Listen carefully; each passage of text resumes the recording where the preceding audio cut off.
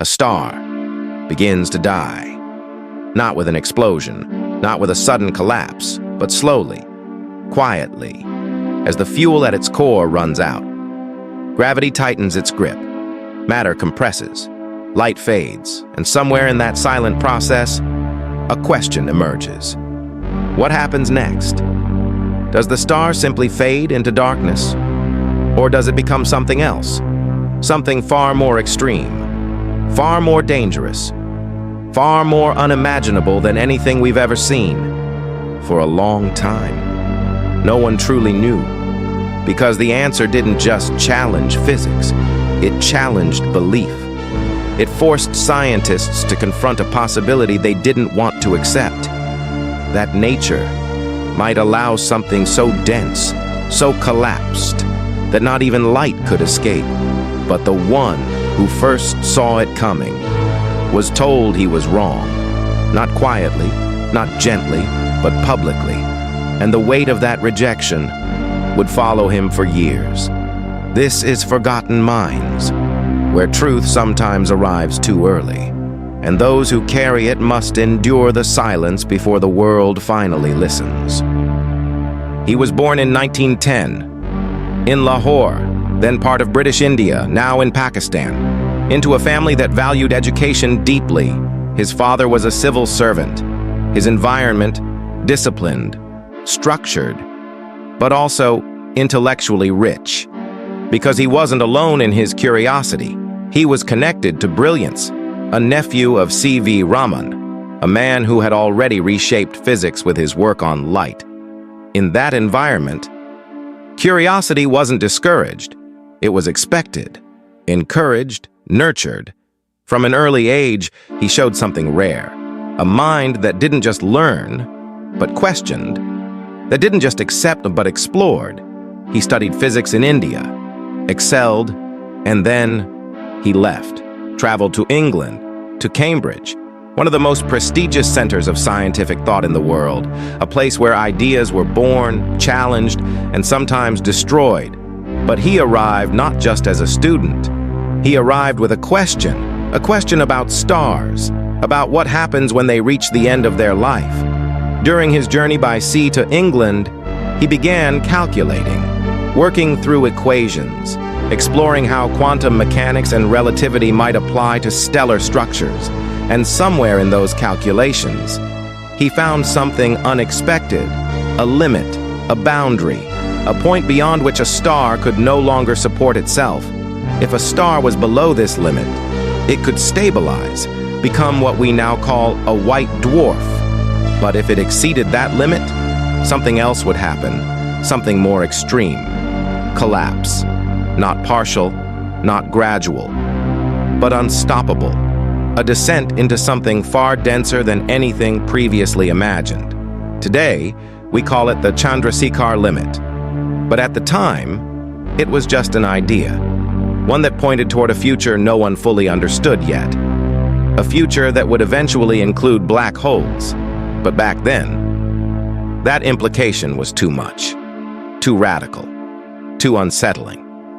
He presented his findings, confident, prepared, ready to contribute to the scientific conversation. And then, it happened.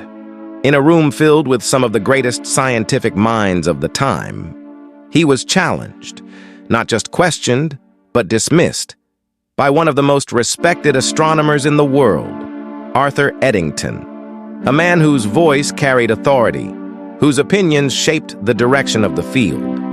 And he rejected the idea, publicly, firmly, calling it unrealistic, absurd, because the idea of a star collapsing into something infinitely dense was simply too much to accept. And in that moment, the room shifted, because when someone like Eddington speaks, others listen. And suddenly, the young scientist's work was no longer seen as groundbreaking. It was seen as flawed, misguided.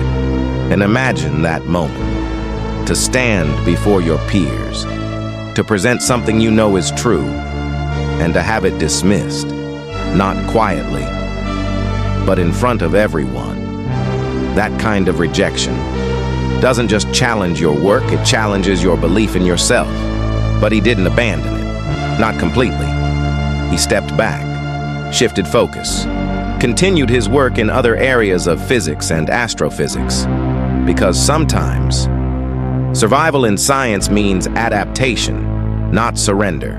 Years passed, decades, the world changed, physics evolved, new discoveries emerged, and slowly, the idea he had once presented began to make sense.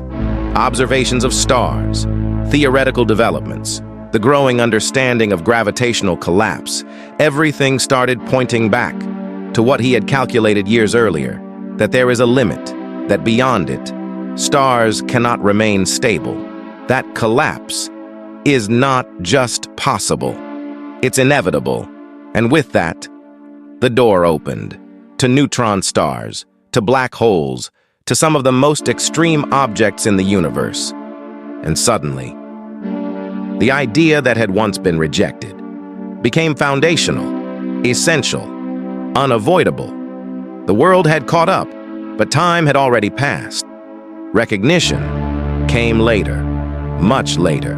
In 1983, he was awarded the Nobel Prize in Physics, a moment of validation, of acknowledgement, of truth finally being recognized.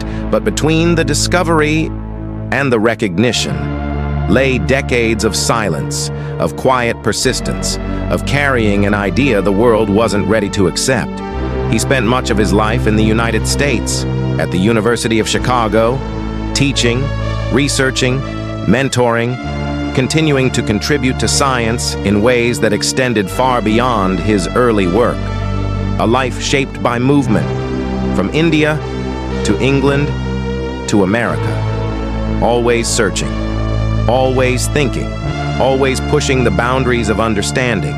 He passed away in 1995, leaving behind a legacy that defines modern astrophysics. But his story isn't just about stars, it's about something deeper, what it means to be right.